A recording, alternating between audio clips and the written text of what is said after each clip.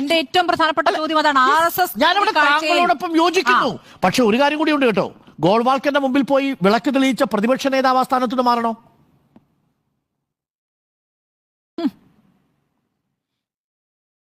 അതാ സൈലൻസ്. ഒരു മിനിറ്റ്, ഗോൾവാൾക്കറിന്റെ അവിടെ വിളക്ക് തെളിക്കുക മാത്രമല്ലല്ലോ, വിളക്ക് തെളിയിക്കുക മാത്രമല്ല, RSSന്റെ ചടങ്ങിൽ പങ്കെടുത്തല്ലോ. ആരൊക്കെ പങ്കെടുത്തു?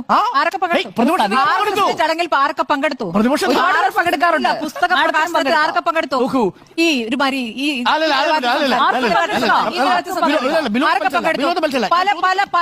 പലയിടത്തായി പരിപാടി നടത്തുന്നു അല്ലെ? പുസ്തക പ്രകാശനം പലയിടത്ത്, ഈ പരമേശ്വര പുസ്തക പ്രകാശനമാണല്ലോ, പലയിടത്തായി നടത്തും. ഒരു സ്ഥലത്ത് VS പങ്കെടുക്കുന്നു, ഒരു സ്ഥലത്ത് വി.ഡി. സതീശൻ പങ്കെടുക്കുന്നു. വി.ഡി. സതീശൻ അന്ന് പറഞ്ഞ കാര്യം എന്താന്ന് വെച്ചാൽ, അന്ന് ഞാൻ വിവേകാനന്ദനെ RSS തട്ടിക്കൊണ്ടുപോകാൻ ശ്രമിക്കുന്നതിനെതിരെ ആ പരിപാടിയിൽ വിമർശിച്ചു എന്നാണ്. VS അന്ന് അങ്ങനെയാണ് പ്രസംഗിച്ചത്. VSും അവിടെ ആ ചടങ്ങിൽ പങ്കെടുത്തുകൊണ്ട് പുസ്തക പ്രകാശനത്തിൽ പ്രസംഗമാണ്.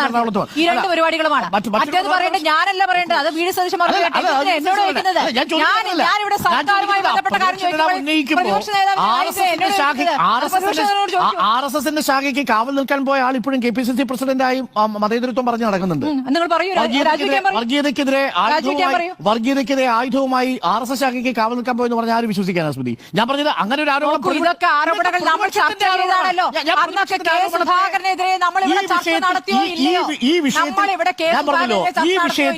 ഈ വിഷയത്തിൽ RSSന്റെ ശാഖയ്ക്ക് കാവൽ നിൽക്കാൻ പോയ ഒരു നേതാവിന്റെ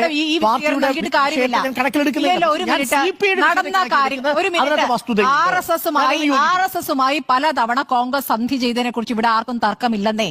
ഇവിടെ പല നേതാക്കളും പല നിലപാടെടുക്കുകയും ഇതിലൊക്കെ വെള്ളം ചേർക്കുകയും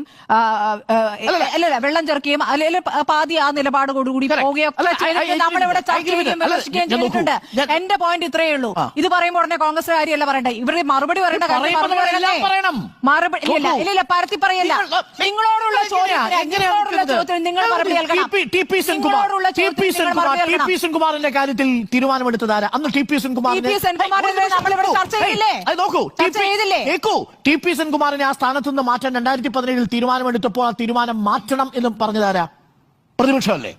ടി.പി. സെൻകുമാർ ഈ പുറത്തുപോയി ഈ സംഘ പരിവാർ അനുകൂലമായിട്ടുള്ള പ്രസ്താവനകൾ നടത്തുമ്പോൾ അതിനെതിരെ മുഖ്യമന്ത്രി നിലപാടെടുത്തപ്പോൾ ആ മുഖ്യമന്ത്രി ചോദ്യം ചെയ്യാൻ പോയതാരാ? അന്നത്തെ പ്രതിപക്ഷമല്ലേ? ആയിക്കോട്ടെ, ആ പ്രതിപക്ഷത്തിന് പിന്നെ എന്താ അവകാശമാണ് ADGPയുടെ കാര്യത്തിൽ ഉന്നയിക്കാൻ? അതല്ല എന്റെ ചോദിക്കാം, പ്രതിപക്ഷം ചോദിക്കുന്നത്. ഈ ദുരർത്ഥത്തിലുള്ള സംസാരം ഈ ചർച്ചയിൽ നടക്കില്ല കേട്ടോ. ഞാൻ